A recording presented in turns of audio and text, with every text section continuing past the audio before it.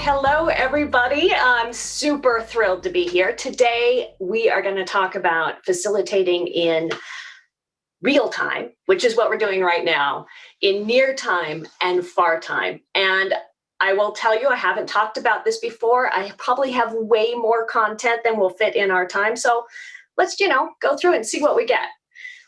This particular topic is super important to me and to the people I work with because, as Douglas mentioned, my company focuses on helping teams run successful meetings every day. And that's the key, right? So we're talking about every day. We're talking about the everyday business meetings. So all of those project status meetings and the one-on-ones and the weekly team meetings and the 90% of meetings that everybody else has to run every day that get work done. And right now is a really good time to be looking at the everyday business meeting because in the business world, it's becoming more and more important to get it right. I think this slide that I'm about to show you from the WEF kind of brings that home in a nice way. So in this last year, the WEF published this list of the top 25 skills for 2025. And it might be kind of hard to read for you, but it includes things like the ability to work well with others, the ability to influence, the ability to problem solve, to work through decisions, to do all of these things. So there's very little on this list that's about coding or mechanical engineering or all of these other kinds of traditional job skills. And when I saw this list, for me, I saw two things. I saw number one, okay, the world of work is changing, and this list brings that home. Work has become increasingly complex. The shift to remote work is just one sign of that, so increasing complexity. And the trend towards automation, which had begun before, accelerated in 2020 like it had never done. So folks who were thinking about replacing manual labor, simple jobs with robots have absolutely jumped on board. Did you know that there's even a robot in fields right now that can go through and pick strawberries, right? Like that's amazing stuff. But what it means is that the jobs of now and the jobs of the future are no longer the jobs where people can be told what to do. They're the jobs of what social psychologists call the meeting class. So that was the first thing that came to mind when I saw this list. It's like, okay, the jobs of the future are the jobs of people who meet, which means, of course, the second thing that comes to mind is, they're talking about facilitators, right? All of these things are facilitator skills. And this list isn't new. So in 2017, 2018, something like that, the corporate learning skills group published this list of what they consider to be the essential power skills for workforce agility and success in the future. And if you look at this list, how many of those are things that like 20 techniques to run with a team, right? This is facilitation. This is the power of the future.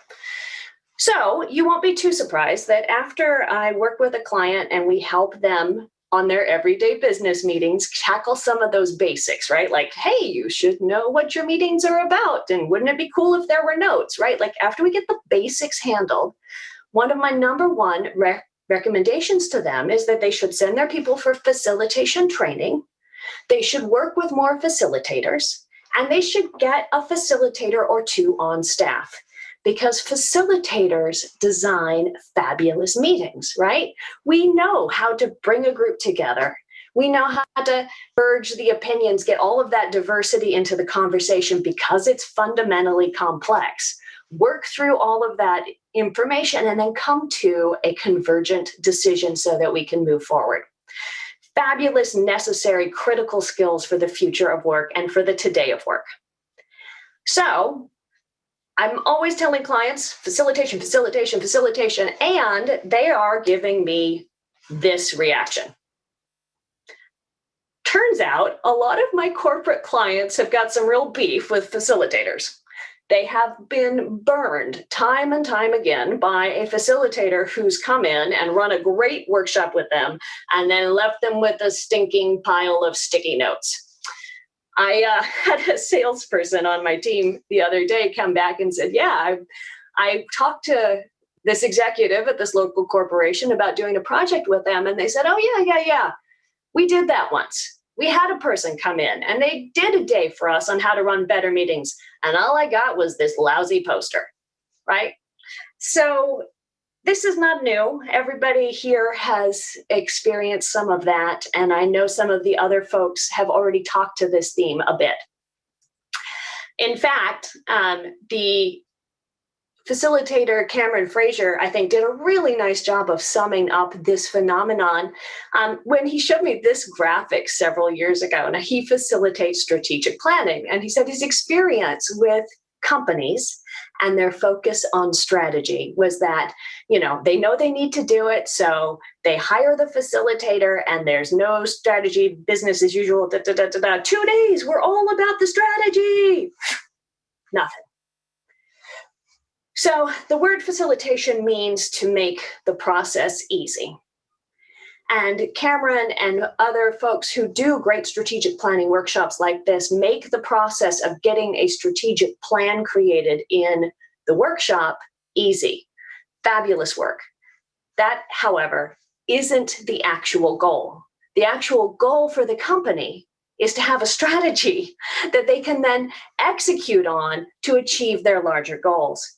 So this pattern is not actually making the larger process easy. But what are you supposed to do, right? You've been hired for 2 days. You haven't been hired to go work there the whole time. Or maybe you've been given permission to get the team together for like an hour. What are you going to do with that? It's incredibly challenging to make sure that our work has an impact beyond the workshop, but it can be done. And to do it, it requires thinking about different tools in different ways. Now, this is an especially challenging thing to do because we've got a number of cognitive biases that make it difficult for us to accurately project visions of ourselves into the future. So if you have a little time, check out things like the end of history illusion and the uh-oh effect.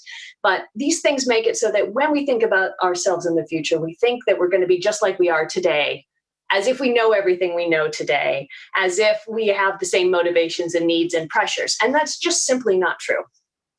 So to help us think about the kinds of tools we might use when we wish to take our facilitation from the real time and project it out into near time and far time, let me tell you a story about my dog. So this is Mabel, and Mabel is a Lagotto Romagnolo, which is this Italian dog, and she was bred explicitly to hunt truffles. And truffles, they're these kind of mushroom things. They live underground, right? Which means she sniff. She's a sniffing wonderment. And one day we were walking to the farmer's market and back, and it's like 1.5 miles. It's just this really short walk.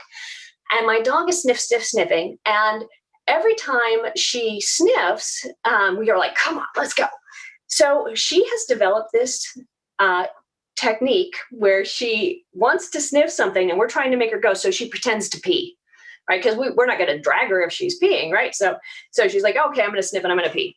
And this particular walk, we were noticing that she was doing this an awful lot. And we started to keep track. We're like, okay, well, sniff, pee, sniff, pee, sniff, pee. My good golly. And by the time we got back from the walk, we were like, oh my gosh, she went 13 times in 1.5 miles. 13 times. And my daughter looked at us and she said, oh my gosh, Mom, we should have taken a picture.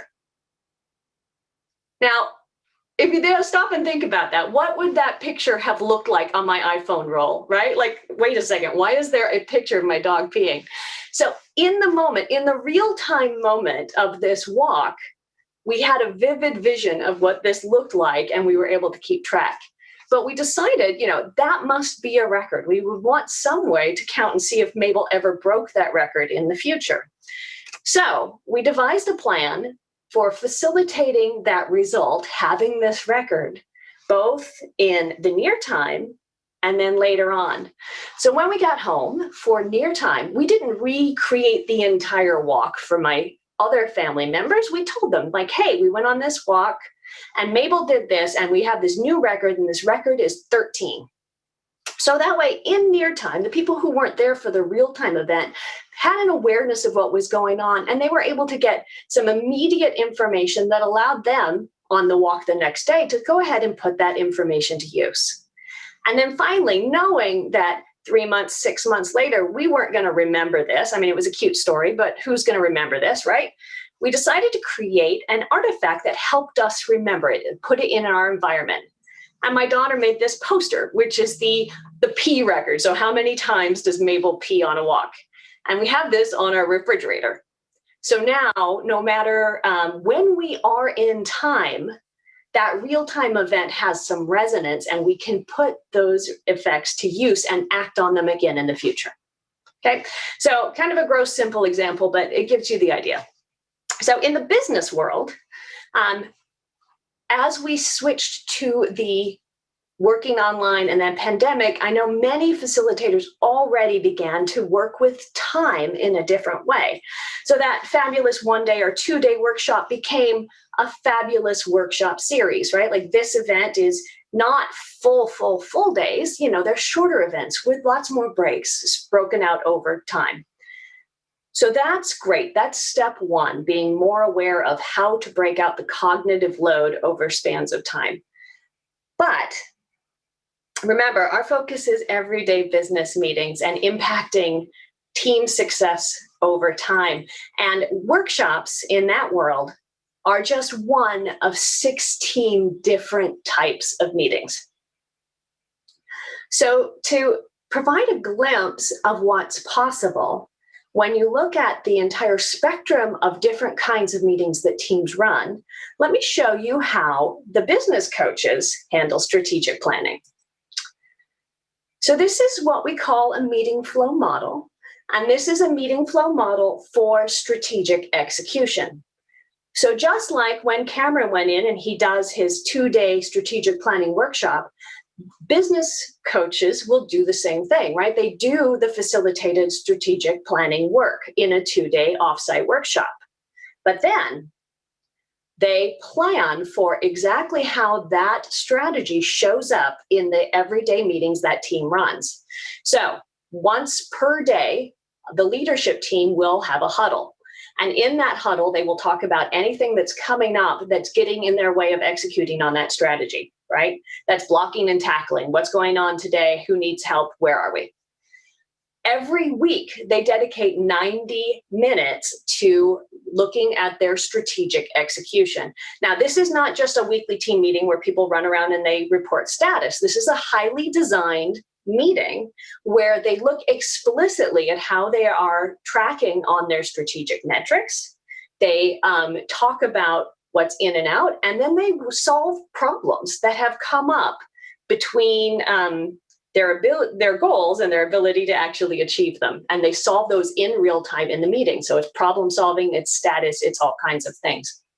And then finally, because no plan survives contact with reality, every 90 days, they run a half-day workshop to refresh the strategy, right? 30, 60, 90 days, they are keeping that work that they did in that workshop front and center, active, alive, and they are acting on it.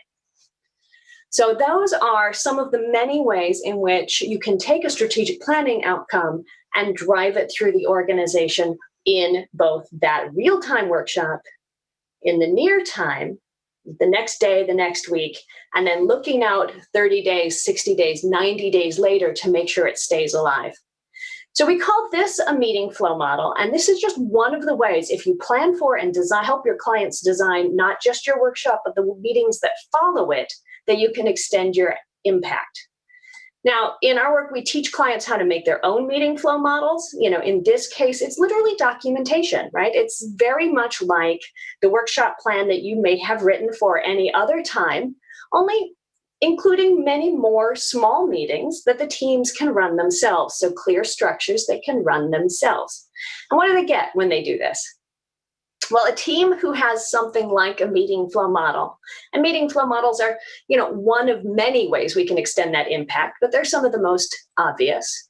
And when teams have meeting flow models, they get Well, they get better meetings, right? The meetings they're running are designed. They're designed to take this work that you are doing and make sure it shows up in real time with them as they move forward.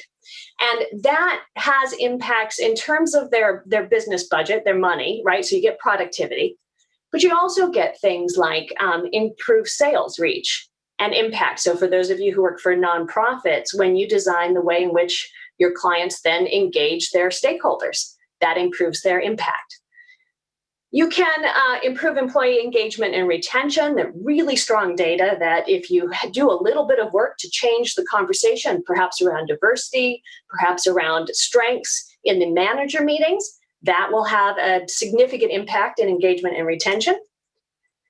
And all of those metrics change. Now, more importantly, for those of you doing the facilitation work, when you design this kind of work, you have a place to embed the culture change you're seeing, right? What question, if you are focusing on innovation, should teams be asking themselves in their weekly team meetings, right? What question should managers be asking their leadership team on a monthly basis to know that they're on track? And finally, the biggest benefit you get when you do this kind of work, both for you as facilitators and business leaders of your own, but also for your clients, is a significant competitive advantage, because most leaders do not realize that designing the way of working is their job. So today, if you choose to join me in the workshop, what we're going to do is we're going to play with this idea, and we are going to literally draft some plans that you can use to extend your impact of your workshops out from the real-time work into near time and then out into far time. We're going to look at some questions like, what kind of mechanisms can you use? What do you need to know about your clients to make it go? And what can you do that makes the process, the true process, easy for your clients over time? Come play with me. It'll be totally fun.